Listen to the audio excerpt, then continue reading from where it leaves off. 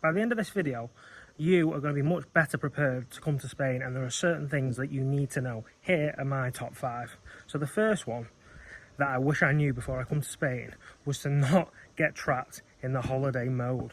And what I mean by this is, if you're coming over to Spain to live, Brits and probably people from other countries in Europe too, as soon as you hit the sunny shores in Spain, what often happens is we think of ourselves in holiday mode and we immediately relax, start drinking and become basically unproductive.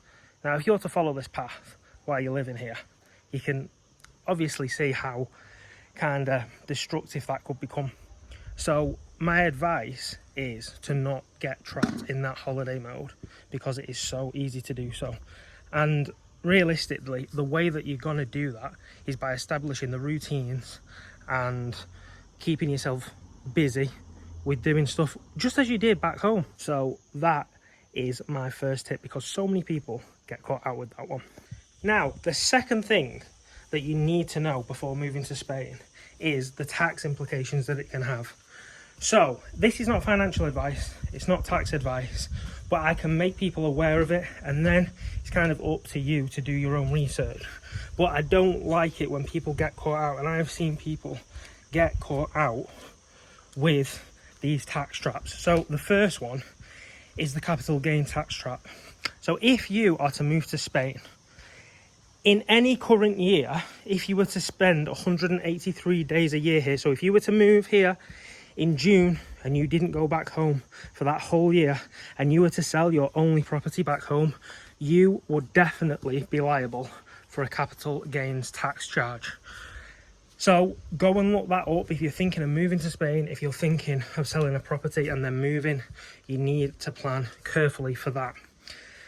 The second thing is that if you're moving here and you're going to have an income, i.e. a pension or money from property, then what you need to realise is that you will be taxed under their regime. You'll be taxed under the Spanish regime, of course, but that often means that you end up with less money in your pocket. Because back home in England, I can only talk about England, we actually have, compared to Europe, we have a decent allowance, which means that we can basically make £12,500 a year and pay no tax on it.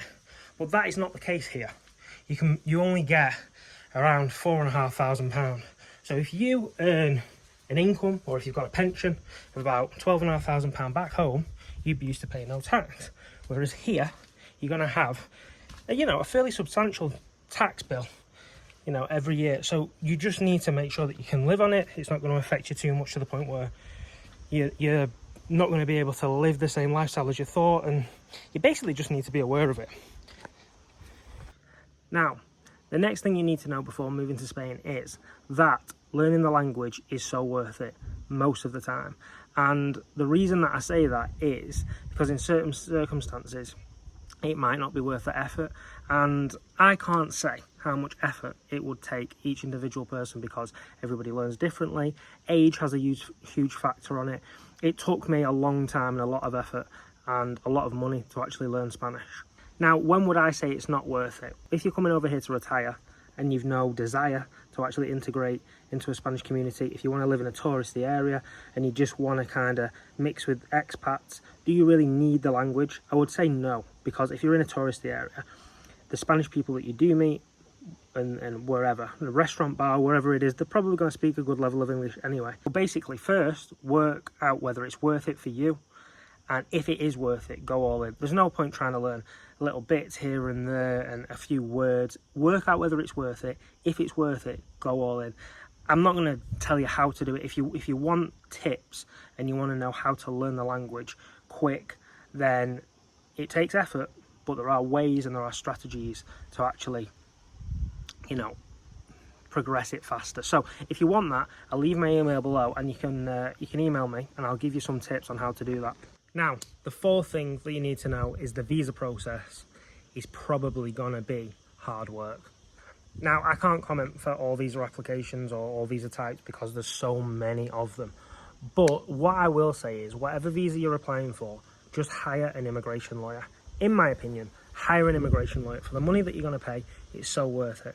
The Spanish bureaucracy is real, and yeah, in my opinion, hire a lawyer is going to save you a lot of headaches and a lot of time, and I just think it's worth it. I'm not going to go into detail here, but we are actually going to do a video. Me and my partner Millie, we're going to do a video of how we obtained the visas and the steps and the stress that's involved in that. So if you want to see that, subscribe to the channel and you'll be sure to see that coming up in the next couple of months, something like that. So yeah, if that's something you're interested in, subscribe. It'll also help me out as well.